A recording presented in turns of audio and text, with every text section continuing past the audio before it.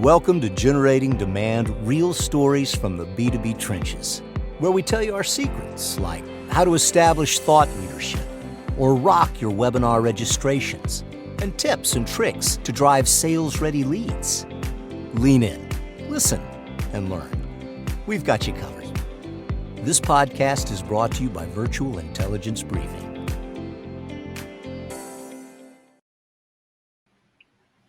Hi, and welcome to another episode of Generating Demand, Stories from the B2B Trenches. I'm super excited to welcome Mitch Causey here today. He is the founder and CEO, co-founder and CEO of Demandwell, which is an SEO platform, SEO software, and SEO agency. Welcome, Mitch. Thank you. Thank you so much for having me, Amanda. Happy to be here. I'm excited to have you. We were just chatting, and you have a really fantastic background that is rich in SEO, but also well beyond SEO. Tell us a little bit about that. I don't know if fantastic is the right word, but it is my background. I think it's fantastic. I love it. So I'll kind of go back to the beginning. Back in college, is really kind of where my SEO journey began. We were talking about before that I wasn't learning much in the classroom about this stuff then. And, frankly, I think there needs to be even more education now around some of these marketing tactics that are just so important, rather than learning about, marketing 50 years ago or whatever. But anyway, not to get on that. It's true. soapbox. Yeah. I agree with you, though. It's true. Yes. So I kind of took it upon myself to go out and find some courses, find some education out there that was available on the internet at the time, and really just kind of learn the really basics of SEO and get started. I was actually able to get some customers out of my dorm room, and so kind of cut my teeth around that a little bit. But right after college, I landed at an SEO agency, and it was just a fantastic 2-year experience. I got to work with all sorts of folks like FedEx and Sears and Kmart and EA Sports and all sorts of folks that big companies. Not really small clients. No. Right. Yeah, I went from real small to real big. Yeah, like your dorm room roommate, and then your EA Sports, no big deal. Yes, exactly. Yeah, I mean, we would go up, we'd go down to Memphis and go to the FedEx headquarters and be talking with, their VPs of marketing and stuff. It was good for you. It was phenomenal. I mean, as a 22, 23-year-old, I did not deserve to be there, but was so thankful that I was there and got to learn so much from so many people. It's a great opportunity. Yeah. So after that, then I wanted to get some management experience and also go in-house. And so I did at an enterprise company in Indianapolis, here where I'm located, and ran the SEO team of 4 there for a year. Yeah, had a great time there. But then at the end of that year, I had a buddy of mine call me up and say, "Hey, we're starting this company and would love for you to join us and help us out with marketing." I said, "Okay, great, let's do it." And just to make it clear, you left a stable, solid company management job, running a team of 4 people, and said, "Yeah, I'm going to join this startup of 2 friends." And yes. How'd that go? That's pretty risky. It's so funny, when I did it, I did not view it as risky. Now looking back, I'm like, what was I thinking? But one of my favorite sayings is, without risk, there is no reward, right? Yes. Like, you do have to take some risks in life, and hopefully they benefit. So absolutely. How did that work out for you? Absolutely. Yeah, it worked out really well. And, part of that risk assessment was I knew these 2 guys beforehand. We were friends before. And so I knew they were great guys and did good work in their jobs. But they called me up, had me join. And that company, if you've heard of it, it's called Lessonly. Mm-hmm. And they are, an online training management system. They help sales teams and customer service teams train their teams and be more effective and successful along the way. So They have a very strong brand. I know, I've heard of them, and you shared before you were actually employee number 3, first yeah, marketing hire. yep, third employee, first marketing hire. We had one page on our website when I started. And just to share with the audience, the company is now on Series C funding. They've raised over 30 million. They've made an acquisition and have over 13 different investors, between 100 and 250 employees now at this point. So yeah, that startup went over really well. Congratulations. Yeah, it did. It did. Thank you. And it's funny, those stats make it seem like, oh, every day was great from that time of starting until the end, but it's like, wow, every day was a grind. But it was an amazing experience, and I was there for 5 years, and then decided to head out on my own and start my own agency, and start as employee, number 1 this time instead of 3, and kind of go from there. Did that for about a year and a half, just totally services agency, helping folks out, coaching people on how to do SEO. But I kept getting really frustrated, because there's just so many physical limits on my time, and just lack of scale potential to help our Mhm. customers at the time. And so about a year ago now, we went out and got some venture capital and hired a team. Now we're 16 folks strong and have a full, software suite in addition to our, services as well. Just been a phenomenal ride, and as we look towards growth in the future, it really continues to be the same story of, we just want to help more and more and more people do better and grow faster, and reach higher heights, using organic search in particular.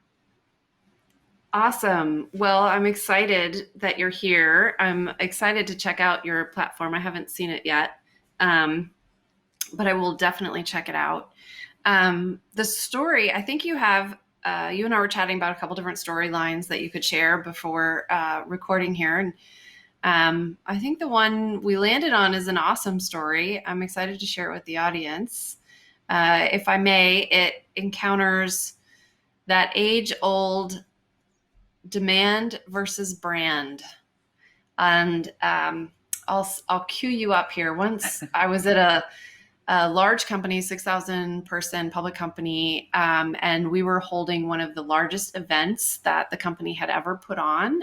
It was actually part of a trade show for that market. And the events team, was leading the execution of our booth and our presence. And as the demand gen stakeholder, I was like, well, where's the demo station? How are people going to sign up? And they were like, we're not doing that here. And I was like, that misses the whole point. I mean, why, Right. what are we doing then? And I share that as a example of, brand and the experience and the interaction with the company and the demand and the relationship between the two. So I'm super excited to share your story on that today. Awesome. Well, yeah, I'm happy to share. And as you were asking about stories, said, hey, it can be successes, it can be failures, and man, the failures in my background are too many to count. But I think if you ask any successful marketer, that's the case, right? It's part of the process. It's iterating, it's growing, it's knowing that, hey, yeah, if you don't have a demo, sign up at the booth. No one's going to sign up for demos. Yeah. Are we scanning badges? Are we Right. what are we doing? No, we're just Right. giving away these tchotchkes. Oh, Yeah. well, that's not going to work. Right. Exactly. So, so you want me to hop in? Yeah, let's hear it. Okay. Awesome. So, it's kind of a tale of two stories, I guess, which, two different pieces of content or themes of content, that we created back in my Lessonly days. And, when you talk about brand versus demand, everyone talks about it like that. Mhm. I could not disagree more with the middle word, which is versus. It's Mhm. to me, it's all about having to have you have to have both of those components in order for something to be incredibly successful. I think you can have some success with leaning towards one side or the other, but if you have a really good balance, I think that's really where so much success can come from. So the first part of that I'll share really stems from a phenomenon that I see all the time, which is brainstorming. Uh, Mhm. and and brainstorming is great. Yeah. Um, I but love a I good brainstorm myself. I do. yes, I love it. yes, it makes everyone in the room feel great. Like, oh yes, we came up with this awesome thing. But what I see fail a lot of times is going from brainstorming an idea directly into implementing that idea, Mhm. rather than brainstorming the idea and vetting it against at least any third party information, um, and then implementing based on what you learned off of that. Yeah. And so I have a it brings a smile to my face because we've talked about it for years now. This total flap we had in terms of this whole kind of content theme that we were going to create. Um, there was a board meeting that happened, and inside that board meeting, there was this really great idea that came out that we were going to create an entire category in the space called learning automation. Mm. And okay, cool. What Creating a is category is it's not an easy feat. no, It's not something you can just go out and do. right. So very ambitious to be, in a board meeting, and that's what investors like to talk about too, is creating categories and creating unicorns. And so I'm with you. I Yes. can see Yes. it in my head. Yes. Yes, exactly. And yeah, I think in that board meeting, someone like literally went to GoDaddy or whatever and bought learningautomation.com, and it's like, oh, it's available. Sweet. That means it's a great idea. And so we continued to roll it out in various ways. We had t-shirts made, we had all sorts of stuff. But the more and more and more we talked to the market about it, the more people just got confused. No one thought about the learning space as needing automation Mhm. necessarily. Definitely no one was searching for the word learning automation. And then, we just kept trying to make our definition of what this would be work. It just didn't work. No one that we would lean on to create a movement thought that Mhm. this was valuable enough to be a movement. Um, and so, um, I, so we I want to say scrapped it. that that's a really, you know, I just had this memory of being in, call it 10 years back in my career, and having a conversation with an executive stakeholder, and me quote, word for word saying, we can't force the market to adopt us. Like, you can't. I mean, try as you might. Yes. The market has a say in the matter, right? It will or it won't. And it sounds like that's what you encountered with this learning automation. We're throwing it against the wall. It's not sticking. Yes. They're not adopting it. The analysts, the stakeholders, the influencers, the bloggers, whoever you might have been talking to, were like, well, we don't really see it, Yes. right? Yes. And Yes. how Exactly. frustrating, especially when it came down from a board meeting, right? I Right. have been in a number of startups, a board member, which is usually an investor or an advisor, a very experienced person from the industry. When someone with that credibility says this is what we should do, that's kind of what you do, right? Yes. Yes. Totally. There's a lot of pressure around that. Yeah. Um, well, good on you for trying. Yeah. So, so we tried, but we ended up scrapping it because clearly, you got to know when to fold them. And so, But what's the um, learning out of that? What's the learning? yeah. So I think the best way that I can describe learning it is in comparison. But before we get to that comparison story, I think the biggest difference is before you decide for sure that you're going to go all in on something, Mhm. at least talk with a couple customers about it. That's so easy to do. Mhm. Even if it's a 3-question survey, that you don't even have to actually hop on a phone call. Or in today's world, everything's over Zoom. You're definitely not having to like go in person anymore. Yeah, you don't have to Um, spend the airfare and the hotel and the Ubers and the right, food and the drinks and the right, dinners and all of that. You can actually just exactly, have a quick and free Zoom call. exactly. And you do that with 2, 3, 4 customers, learn a little bit, iterate. Do that with another Mhm. couple, learn a little bit more, iterate, and then you get to this really great point where you can start to scale something that actually resonates with the market because you use the market in order to determine what you should Kind of create. gut check it, right? Right, Like, does this fly? What are your thoughts? And right. there's even cheap and easy ways to do little surveys, right? Like a Google form or Survey Totally. Monkey. Like, go out and do Absolutely. some quantitative analysis in addition to your qualitative analysis in those phone calls. Absolutely. Um, but you bring up a really good point, sort of doing some small level, directionally correct, maybe not statistically correct, but directionally correct Yes. um, research and analysis to see if it is something that you can scale, sort of like an Yes. MVP, right? A Exactly. minimal viable product is what they say in the software world when you're creating software. But we can use it here to apply to a category.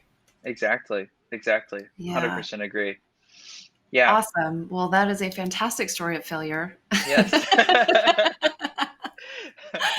So yeah, so I'll contrast that with one of success, which Awesome. Even yeah, better. um, which I when we would research what kind of content should we create, after we hit our stubbed our toes on some of those other failures, we said okay, let's figure out what's the process we're going to use actually to figure out what we're going to create content around. And so our process definitely still included brainstorming. We would Mhm. still start there and as a Mhm. team consider, well, what have we heard the sales team talking about lately? What have we, what's a great blog post on in the industry from a influencer we've read lately? What just that kind of stuff. It's all very qualitative.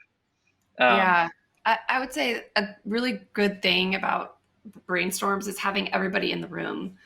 Excuse me. I fundamentally believe the more brains on a solution, the stronger, or the more brains on a problem, the stronger the solution, right? Because you have all these different perspectives looking at it. So I do love a brainstorm yes. with as many people as possible, bringing their perspectives and their insights, and then vetting them all, right? Not to say that they'll all work, Yeah. but to say that that collection of all of those ideas is really can be really powerful.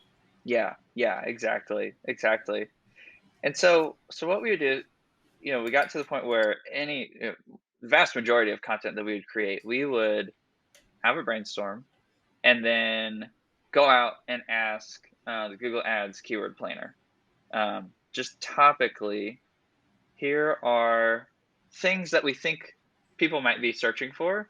You Mm-hmm. enter that in there, and for anyone who hasn't used that tool before, you enter in ideas for keywords, and then it spits out new ideas as well as monthly search volumes for those ideas as well. So it helps you understand, you've got two great ideas that would both be awesome from a brand perspective, but from a demand perspective, one might have, a tenth of the search volume as the other. And then Mm-hmm. whether that's, your basis for the decision, or if it's just, part of it, it at least helps you understand and know that, if you're going to go with the other one, that you at least know that you're making a conscious decision to go with the smaller one than the bigger one. Yeah, contextual. I think that context is really important when you're Yeah. deciding to, and prior to deciding to create a bunch of content, right? Because now you're involving Yes. budget, resources, time, energy, money um, Exactly. into the production of those pieces, and having that context of, well, will anybody find it organically? Or Yes. will it just be all of our budget pushing this, through paid channels? Yes. It's really great. It's a great insight that I'm not sure that many people actually do. Yeah. And I it's one of my favorite parts of marketing in general, that the keyword planner. I just think it is so much fun to just, hack into the brain of The nearly collective everyone on the internet. planet. Yeah. Yeah. I mean, they get 6 billion searches every single day, Wow. and, in Google, and I think there's what, like 8 billion people in the world or something like that. So it's like Wow. almost the entire, and it's just, it's fascinating to me. I could go on and on about this. I think Google, more than anything, is like the largest um like human study of humanity, that It's there's ever one been. big sociology class right there. Yes, yes, yes, exactly. I've got a really great example of one piece of content that we created that really, I think, served both brand and demand really well. And that was, there's a number of keywords you could search to find it, but if you search for, I believe it's new employee training plan template, which might Great. sound, yeah, that's kind of a long one. Ironically, that is my next meeting. I'm not even Is it? kidding. Oh, that's awesome. Yeah, so you should search for it and find the resource. But it's kind of a long keyword, but it's very specific, right? It's like new Right. employees need training, they need a plan, but you don't want to start from scratch, so it's a template. And so you would think maybe like not a lot of people type in all those words all the time, but they actually do, to the tune of thousands Mm-hmm. per month that are coming to that page on Lessonly's website. They're higher funnel leads, but they are coming in the door, and they have a need. They know that they need better training for their employees, but they don't exactly know what the solution is. And so Lessonly provides at least a framework to think about it. And then that leads to a lot of people becoming customers, really each and every month, Mm-hmm. which is just so fun and so cool. Um, and so there's definitely the demand aspect of it there, and we knew Yeah. that going into it because of the keyword planner. So But I just want to yeah, break that down a little bit. So you guys, yeah, internal Lessonly, you guys are having a brainstorm meeting and you're talking about all these different things, and someone throws out, what about new employee training? I'm sure that there were a lot of other types of training, or I don't know the Lessonly platform very well, so I'm making this up, but like new employee training versus electrical engineering training. right, Right? New employee training is a very broad market. It applies to almost any company that is hiring a new person. That is a huge market.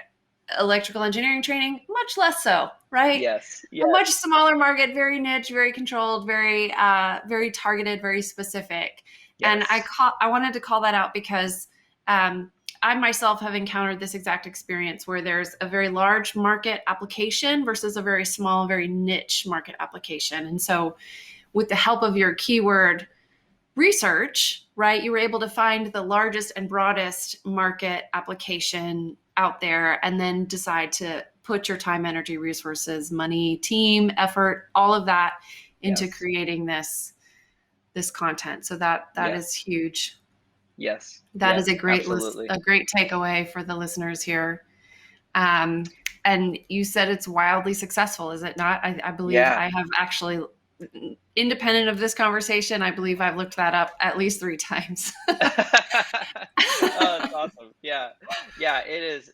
It has been wildly successful for them. And, um, I think a big reason for that is there is a demand side of it, but there's also the brand side. So when we thought about, well, what's the best experience for someone searching for that keyword? What could we do for them?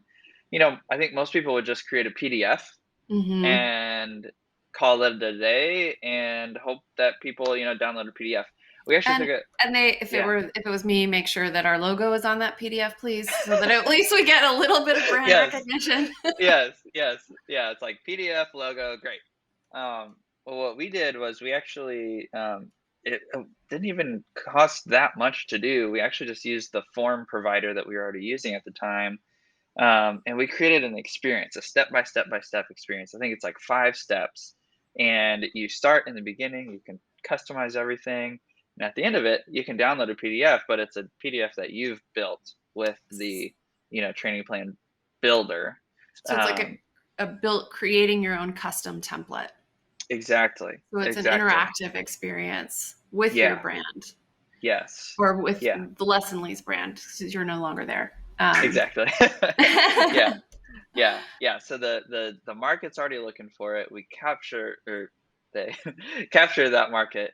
And then because it's such a great brand experience, then the market, really wants to continue to be involved and learn more and learn, who's this company that just helped me out, all that stuff. And it all, kind of trickles down to actual sales and revenue eventually. Which is huge, which is Yeah. huge. When we opened the story, we talked about brand versus demand.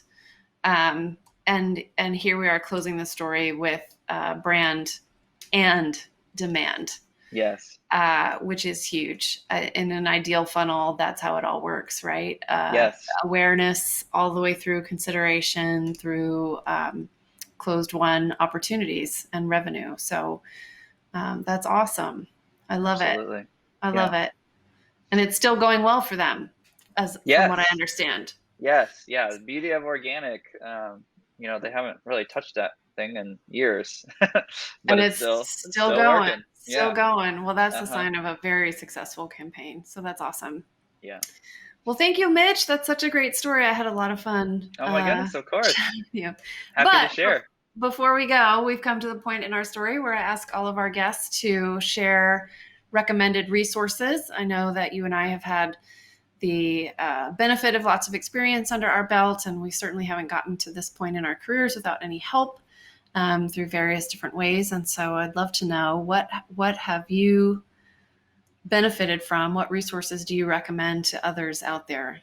Yeah, yeah, absolutely. So, we talk a lot about like kind of the marketing train runs on 2 tracks, which is attraction and conversion. Yep, yep. So maybe I'll share one of each of those. I think from an attraction perspective, if we're talking organic search, if you're really new to the world and just trying to learn what's this even about, I think Semrush is a really really great option. Kind of their I would distinguish them as a kind of a data dump tool in this space. So, Mm-hmm. kind of no matter who you are, you can look up pretty much any website and understand at least a snapshot of how that website's doing.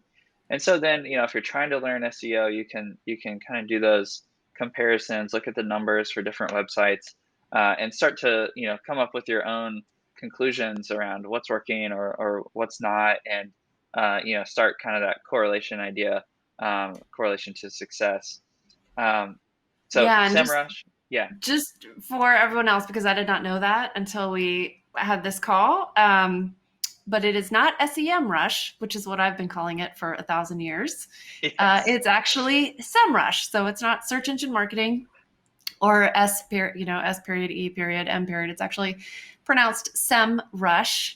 yes, And they have a wealth of resources on their website in the resources section. I think the ebooks and podcasts and webinars and blogs and more. I mean, I can't even remember them all, but what a wealthy resource right there. Very rich. yes, yes, Um, yes. so that's They're awesome. fantastic. Yeah, and I think on a free basis, I think there's a few searches you can do um, each day, or something like that. Yeah, Um, nice. yeah, so that's a great one. If you haven't heard of it, haven't checked that out, I definitely would check them out. And then in addition to that, on the conversion side, I am just a massive fan of Unbounce, Okay. and in particular, I don't actually know what his role is, but he's the guy that's always speaking everywhere. But Ollie Gardner, Okay. I know he's a co-founder there. I don't know him personally, but I think anything he produces around conversion rate optimization, so getting more from the people that are already coming to your website, more leads and all that.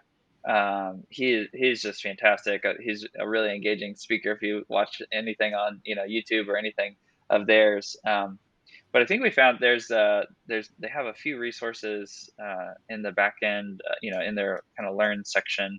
I think they had a landing page basics resource to check Landing out. page basics and landing page examples. And I may have written down more, but my cat is now sleeping on my notebook. So I'm not sure, but I do know that they have the landing page basics on how to build a good landing page that will convert, and then examples of those pages as well.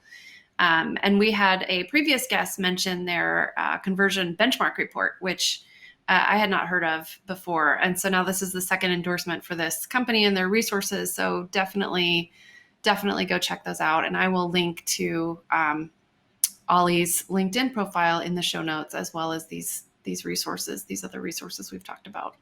Perfect. So awesome, Mitch. It's been so fun chatting with you. Yes, absolutely. Thank you again so much for having me. It's been great. Thank you for sharing your story. I really appreciate it. I know others will enjoy it as well. All right. Thanks, Mitch. Take care. All right. Thanks, Amanda. Bye-bye. If you have any questions, want to suggest topics, or have ideas for guest speakers, drop us a line at podcast@virtualintelligencebriefing.com. To learn more of our demand generation secrets, visit vibriefing.news or grab the link in our show notes.